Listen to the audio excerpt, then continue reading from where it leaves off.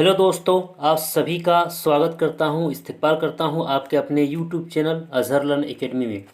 दोस्तों, जेएसएससी उत्पाद सिपाही और क्षेत्रीय कार्यकर्ता के लिए ये मंजिल सीरीज चल रहा है और आज का ये दूसरा क्लास है। ये क्लास दोस्तों उर्दू भाषा के लिए है जिन्होंने पेपर 2 में उर्दू रखा है। टारगेट 90 प्लस का है। और दोस्तों ये मंजिल सीरीज का ये दूसरा क्लास है। इससे पहले एक क्लास हो चुका है, तो जिस किसी ने भी अभी तक नहीं देखा है दोस्तों तो जाकर देख लीजिएगा। जो कोई 90 प्लस दोस्तों स्कोर करना चाहते हैं तो उसे दोस्तों हर क्लास को, है ना, हर क्लास को देखना बेहद ज़रूरी है। ठीक, इसलिए आप हर क्लास को देखिएगा, एक भी क्लास को नहीं मिस कीजिएगा। दोस्तों एग्ज़ाम में सबसे ज़्यादा ज़रूरी ये है कि हमें पढ़ना क्या होता है। ठीक है, फालतू से पढ़ने से बेहतर है कि हम उस चीज़ को पढ़ेंगे जो एग्ज़ाम में सवाल पूछा जाता है और जहाँ से पूछा जा रहा है। ठीक, तो हम लोग उसी चीज़ को पढ़ते हैं जो एग्ज़ाम में दोस्तों पूछा जाता है। चलिए आज के सेशन को शुरू करते हैं। आगे बढ़ने से पहले दोस्तों अगर अभी तक आपने अगर नोट्स अगर नहीं लिए हैं दोस्तों तो वो ले सकते हैं। जैसा कि जेटेट का हो गया, जेएफडब्ल्यूसी यानी फील्ड वर्कर का हो गया, उत्पाद सिपाही हो गया, झारखंड पुलिस हो गया, एलडीसी का हो गया।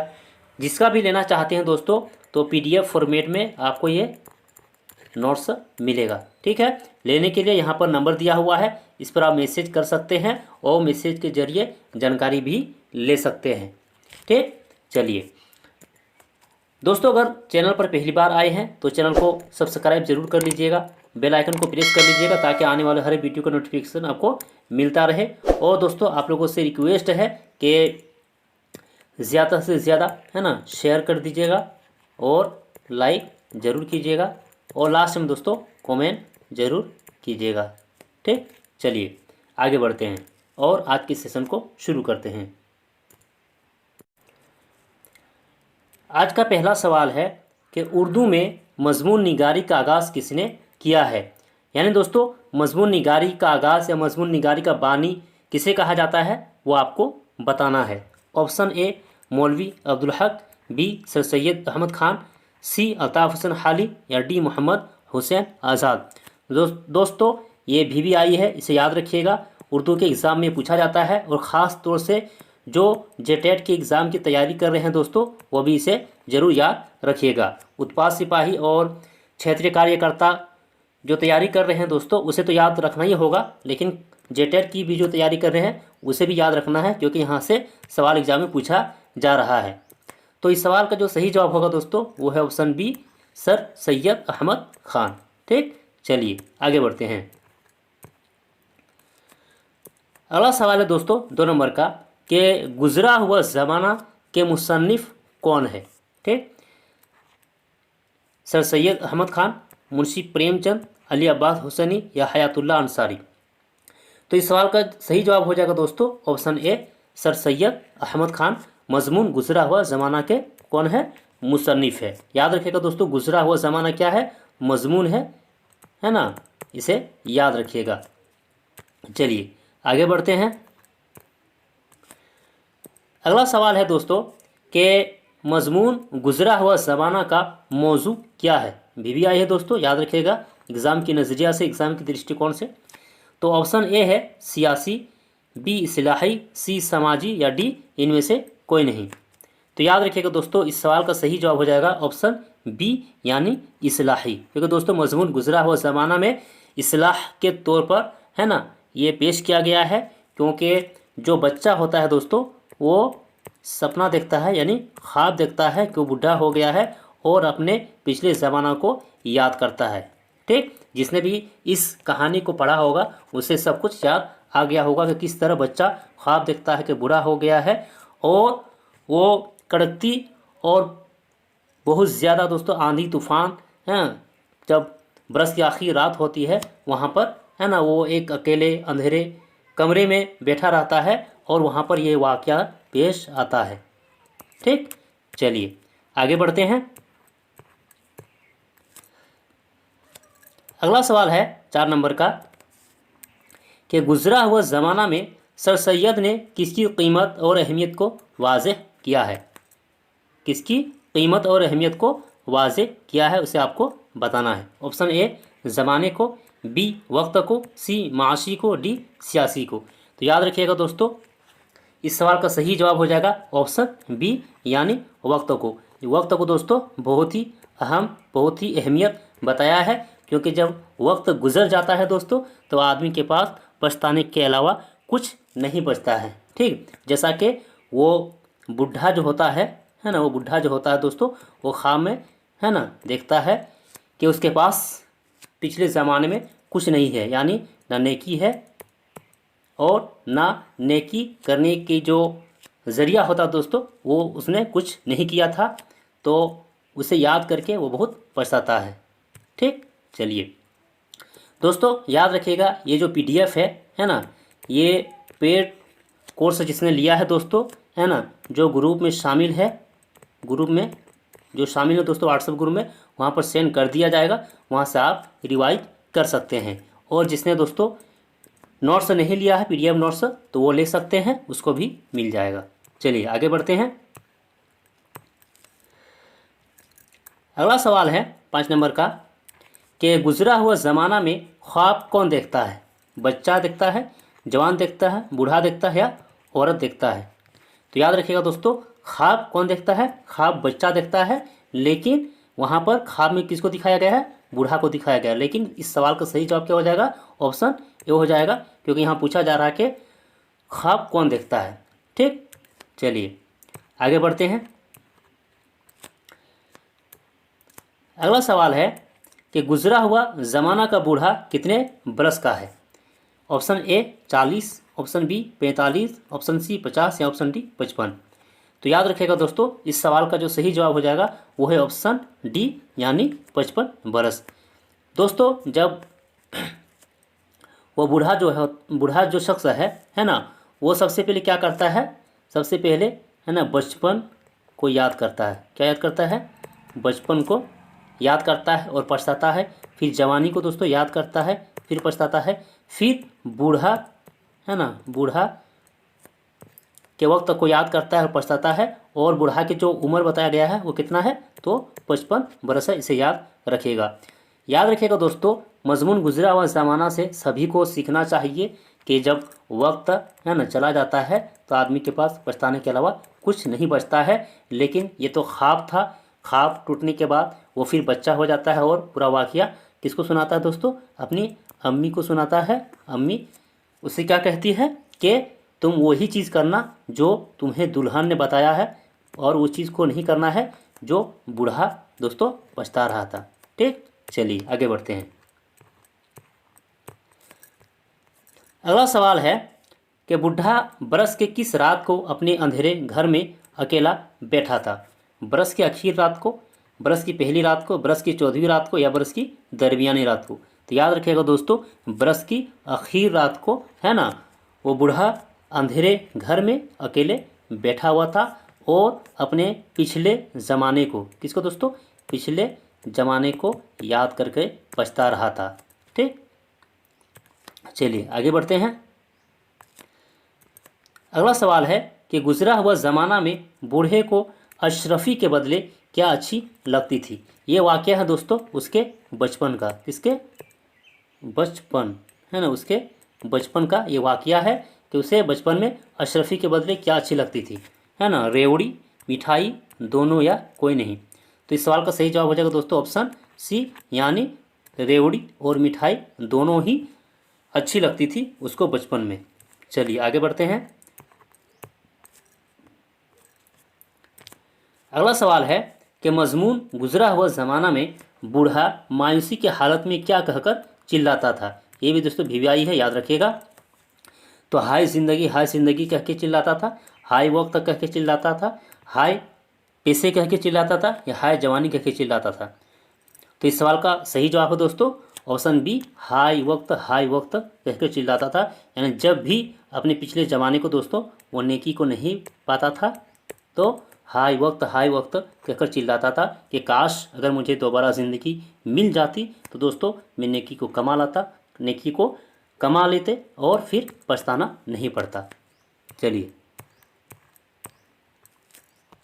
अगला सवाल है दोस्तों 10 नंबर का कि बूढ़े को आसमान के बीचों बीच क्या नज़र आता है। किसको दोस्तों? बूढ़े को आसमान के बीचों बीच क्या नज़र आता है।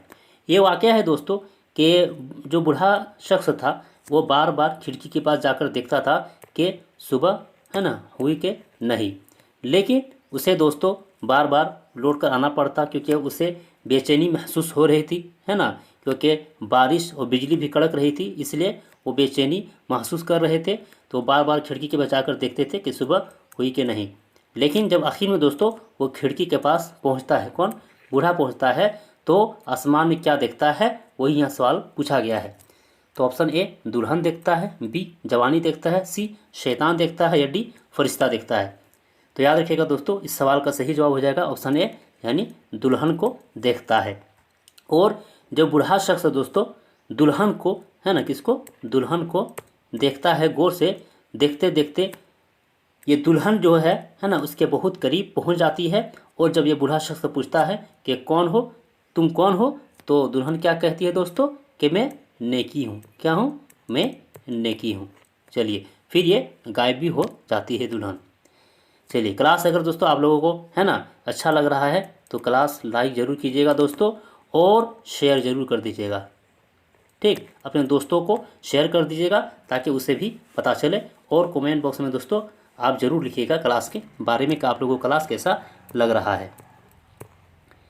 चलिए आगे बढ़ते हैं। अगला सवाल है सर सैयद अहमद ख़ान की पैदाइश कब हुई थी? 1815, 1817, 1819 या 1821? तो इस सवाल का सही जवाब हो जाएगा दोस्तों ऑप्शन बी 1817 में पैदाइश हुई थी। और कहाँ पर? दिल्ली में पैदाइश हुई थी। ये दोस्तों पारा टीचर का जो आकलन परीक्षा हुआ था उसका सवाल है कि सर सैयद अहमद ख़ान की पैदाइश कहाँ हुई थी।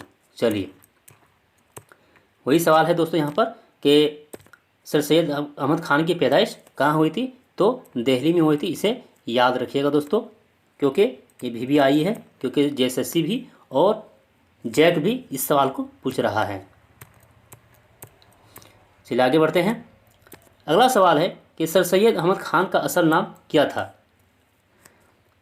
तो इस सवाल का सही जवाब हो जाएगा दोस्तों ऑप्शन सी सैयद अहमद ख़ान। क्या नाम था दोस्तों? सैयद अहमद ख़ान। लेकिन सर जो दोस्तों लगा रहता है इसके आगे यानी सर सैयद अहमद ख़ान, तो सर क्या दोस्तों? ये खिताब है। चलिए आगे बढ़ते हैं। अगला सवाल है दोस्तों कि रिसाला तहज़ीबुल अखलाक किसने जारी किया था? ये भी दोस्तों वेरी वेरी इंपॉर्टेंट है ना। उर्दू के बड़े बड़े एग्जाम में पूछा जाता है कि रिसाला तहज़ीबुल अखलाक किसने जारी किया था, कब जारी किया था और मजमून निगारी का आगाज़ किस तरह से हुआ है, इसके बारे में पूछा जाता है। तो किसने जारी किया था दोस्तों?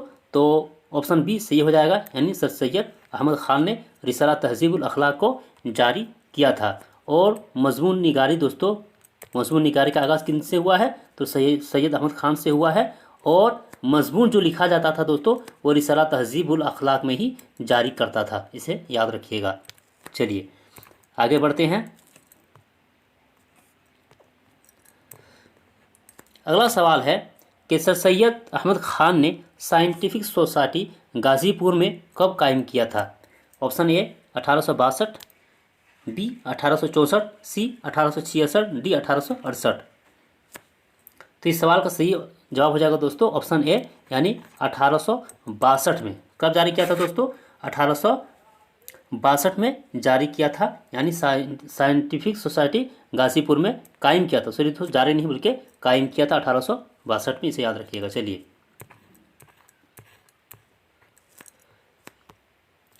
अगला सवाल है कि सर सैयद ने मदरसतुल उलूम की बुनियाद कब रखी? यहाँ से दोस्तों बहुत VVI है ना, ये है। उसके नीचे जो भी क्वेश्चन आ रहा है सारा VVI ही, इसे याद रखिएगा। सर सैयद ने मदरसतुल उलूम की बुनियाद कब रखी? ऑप्शन ए 1870, 1875, 1880 या 1885 में। तो इस सवाल का सही जवाब हो जाएगा दोस्तों ऑप्शन बी 1875 में। कब? 1875 में मदरसतुल उलूम की बुनियाद रखी। इसके बाद याद रखिएगा दोस्तों 1878 को। कब? 1878, ये डेट याद रखिएगा कि मदरसतुल उलूम दोस्तों 1878 में, है ना, मुहम्मदन, है ना, ओरिएंटल कॉलेज बन गया था। ठीक है, यानी मदरसतुल उलूम की बुनियाद 1875 था और 75 के बाद 1878 में दोस्तों यही मदरसतुल उलूम मुहम्मदन ओरिएंटल कॉलेज बन गया था। ठीक, चलिए आगे बढ़ते हैं। अगला सवाल है कि अलीगढ़ मुस्लिम यूनिवर्सिटी के बानी कौन है। VBI दोस्त याद रखिएगा कि अलीगढ़ मुस्लिम यूनिवर्सिटी जो है उसके बानी कौन है। तो मौलाना अबुल कलाम आज़ाद, मौलवी अब्दुल हक, सर सैयद अहमद खान या मीर मुत्तकी। तो इस सवाल का सही जवाब है दोस्तों option C, sir Syed Ahmad Khan जो है वो अलीगढ़ मुस्लिम यूनिवर्सिटी के बानी है। ठीक, और मीर मुत्तकी दोस्तों ये इनके वालिद का नाम है। यहाँ पर दोस्तों जो बताया गया कि मदरसतुल उलूम की बुनियाद 1875 में, फिर 1878 में दोस्तों, है ना, मुहम्मदन ओरिएंटल कॉलेज बन गया और यही मुहम्मदन ओरिएंटल कॉलेज दोस्तों 1920 में जाकर क्या बन जाता है, तो अलीगढ़ मुस्लिम यूनिवर्सिटी बन जाता है। इसे याद रखिएगा। चलिए अगला सवाल है कि सर सैयद अहमद खान को सर का खिताब कब मिला था। ठीक, याद रखिएगा दोस्तों कि सर का खिताब कब मिला था। तो ऑप्शन ए 1878, 1880, 1882, 1884। तो इस सवाल का सही जवाब हो जाएगा दोस्तों ऑप्शन ए 1878 में सर का खिताब मिला था सर सैयद अहमद खान को। खिताब किसको बोलते हैं दोस्तों, जो हुकूमत की तरफ से, है ना, हुकूमत की तरफ से जो नाम दिया जाता है उसे क्या कहते हैं, खिताब कहते हैं। इसे याद रखिएगा। चलिए अगला सवाल है दोस्तों कि सर सैयद अहमद खान उंगलिस्तान कब गए थे। कहाँ दोस्तों, उंगलिस्तान कब गए थे। तो 1869, 1875, 1878, 1896। तो इस सवाल का सही जवाब हो जाएगा ऑप्शन ए 1869 में दोस्तों सर सैयद अहमद खान उंगलिस्तान गए थे। अल्लामा इकबाल के बारे में भी दोस्तों या आता है कि अल्लामा इकबाल जो है उंगलिस्तान कब गए थे। तो याद रखिएगा 1905 में गए थे। कब गए थे, 1905 में अल्लामा इकबाल गए थे और 1869 में सर सैयद अहमद खान गए थे। क्लियर, आगे बढ़ते हैं। अगला सवाल है कि सर सैयद अहमद खान का इंतकाल कब हुआ था। दोस्तों ये आखिरी क्वेश्चन है। ठीक, आखिरी क्वेश्चन है, आखिरी सवाल है। अभी तक दोस्तों अगर आपने क्लास को लाइक नहीं किया है तो क्लास को लाइक ज़रूर कर दीजिएगा दोस्तों, और लास्ट में शेयर ज़रूर कर दीजिएगा जाते जाते। ठीक, चलिए इस सवाल का सही जवाब बताइए क्या होगा। तो 1898 इस सवाल का सही जवाब हो जाएगा दोस्तों option A. Sir Syed Ahmad Khan की जो इंतकाल है वो 1898 है और कहाँ पर है दोस्तों, तो याद रखिएगा अलीगढ़ में। कहाँ, अलीगढ़ में।